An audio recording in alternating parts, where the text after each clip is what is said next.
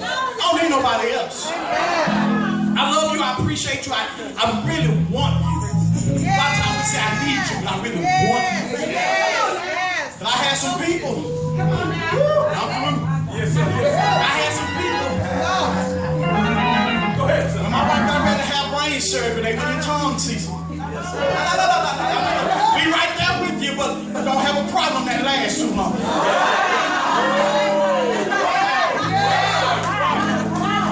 It's been 2 years. Doctors look at her. Some people after 3 months they was up and running. Some people after 6 months they was up and running. Some people after a year they was up and running. What is it that's so different about your case than other people? But God want to finish working on Brian. Yes, sir. Now I know y'all can't preach that. Leave that one for me. He want to finish working on me. Because God wanted me to go to another place and another level in my faith. Where I was good for what I kept dealing with. I could conquer that, but God knew there were going to be some greater things that come. Now I have to have more faith for it. You get it at the red light.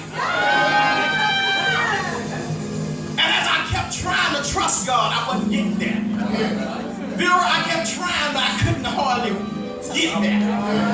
But after a while, I began to trust Him like I never trusted Him before. I got close. There's a situation in my life, and I'm going to give the sweet part of it. There was something pressing, some things pressing. And if God didn't hurry up and move, they were going to do some stuff to me. The enemy was trying to handle me. Sitting there early Sunday morning, a little after 12. Somebody texted me and said, hey, can you come by my church on your way to church? Well, I had already made up my mind, Bishop, I'm going to my church, but I didn't have no gas. 2 cars, if you crank either one. Ding, ding, ding. I didn't have no gas. But I said, I'm going to church. Yes, sir. Yes, sir. Went by and picked up the little gas money they said they had. The little gas money took care of every need in the house, brought everything carried. All right. Asked up the cars, and I went to the bank and made a deposit. Won't God do it? Have you ever done it for anybody in this room? I gotta say, there is no way I can live without the Lord. Thank mom and daddy, but it took Jesus. Thank brothers and sisters, but it took Jesus.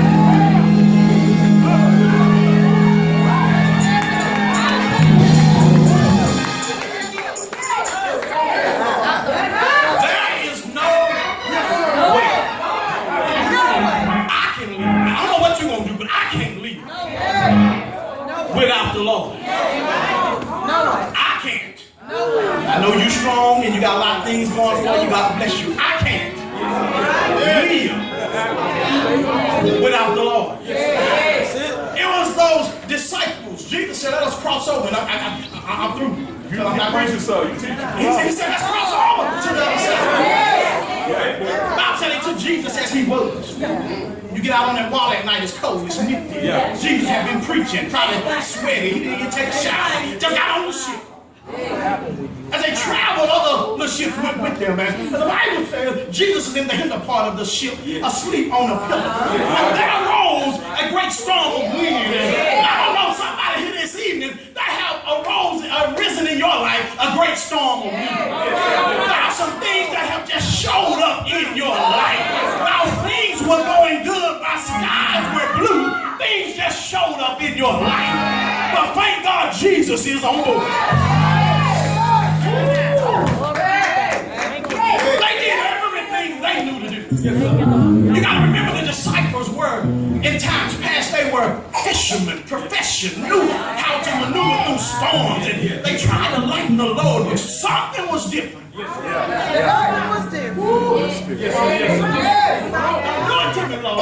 He just showed me my life. He said when your wife had brain surgery, it was a different storm. You used to lighten the load and make it through, but something about that storm, you just couldn't do nothing with it. Something about this storm, the disciples couldn't do anything with it. Yes, sir. Yes, sir. And they was worried, and they went down, see, to the hinder part of the ship. Yes, sir.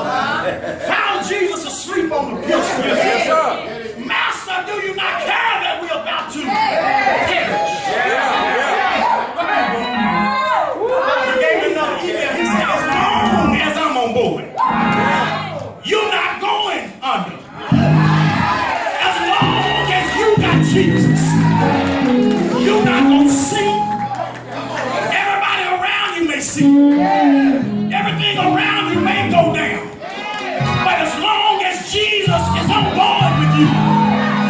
If your ship break up, just get a piece of a broken ship. And Jesus will lead you safely on.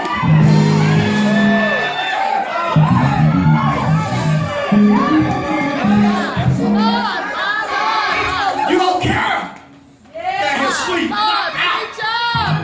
I heard you snoring when I came down. You wouldn't be about to die. You snoring. You out of it. Come on, Jesus, wake up. I'm down with crazy. Yes, sir. Yes, sir. Sleep out his eye. He was asleep. Yes, sir.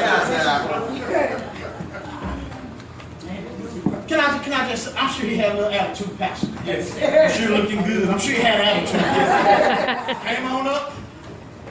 Bible says, spoke to the waves. And he rebuked the wind.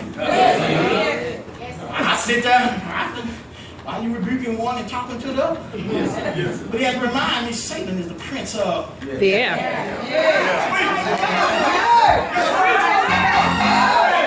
You got all these contrary winds blowing in your house and you keep talking. Yeah, stop now. Stop. You better preach. So resist the devil and he will.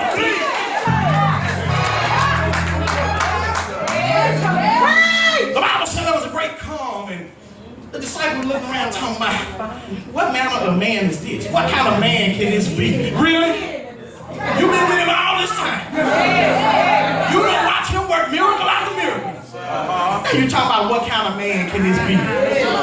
He the same one that unstopped the deaf ear. Same one that opened blinded eyes. Same one that healed those with leprosy. He hasn't changed. I'm the same yesterday, today, and forever. Thank you, Ty Tribbett. If you did it before, you know it.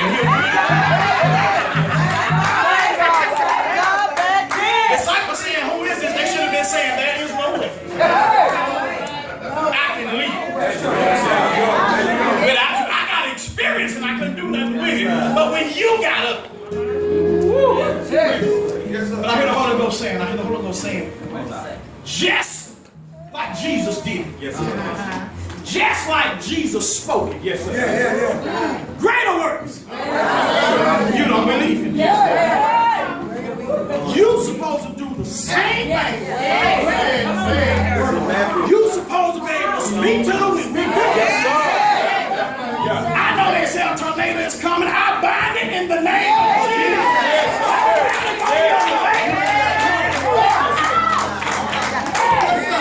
But you scared to rebuke it. Because you say, well, I don't want to put myself on. You ain't going to never be on the level of Jesus. But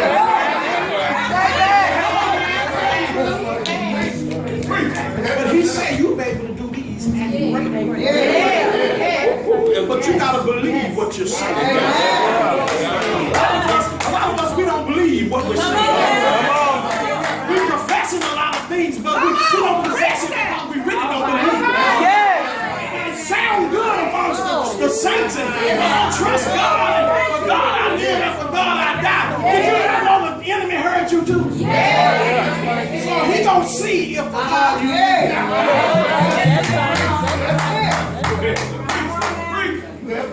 He'll get you when you're not around the congregation. He'll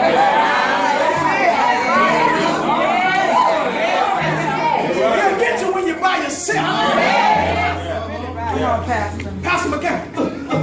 And I ain't gonna miss with this. Because when I go preach, I try not to talk about my wife's surgery. But when God tells me to say thus and this, I have to say it. And I'm the preacher, y'all. But there was a time when we finally got home, thank God for Mom and Dad, and we had to stay with them when she came from the hospital. She couldn't do nothing for herself. Mom and Dad helped us and helped us and helped us. And when she kind of got what she could do for herself, she about ready to go home, and got home. Things were fine. Things were going well. She started having seizure-like activity. I will not lie to you. Terrified me, scared me. Didn't know what to do. And trying to keep the kids situated. Just happened to be a day they didn't go to school that day. We all woke up late. Everything was hectic, and they just didn't go. I didn't even push it to get them to school. But after that, I wish they had been at school. I think it terrorized me more than it terrorized them. She ended up back in the hospital. Yes, sir. And I'm showing you something. Yes, sir. But see, the enemy had tormented me. I was scared to be in my own house. Well, nobody in there but me, but I was terrorized. Mama, I was scared to get up and go use the restroom. Just scared. Big old preacher, but every little step I took, I was just shaking. Just didn't know how to get beyond it. But you knew the preacher, the enemy had the preacher. He don't care who he mess with. That don't mean I wasn't saved either. But God was working on my faith. One day I was terrorized, walking through the house slow. It was broad daylight. Yes, sir. I heard old Mother Armstead dead and gone. When I was a child, she said, open up the front door and kick the devil out. Smart as I was, these old folk talking about open up the front door, kick it. How you gonna kick it? I was trying to be philosophical and deep. You should have saw this terrorized picture. Trying to get to the front door. I just needed relief at that point. Open the front door, swung it open, and yelled, "Devil, get out of my house!" and kicked. I ain't been terrorized no more.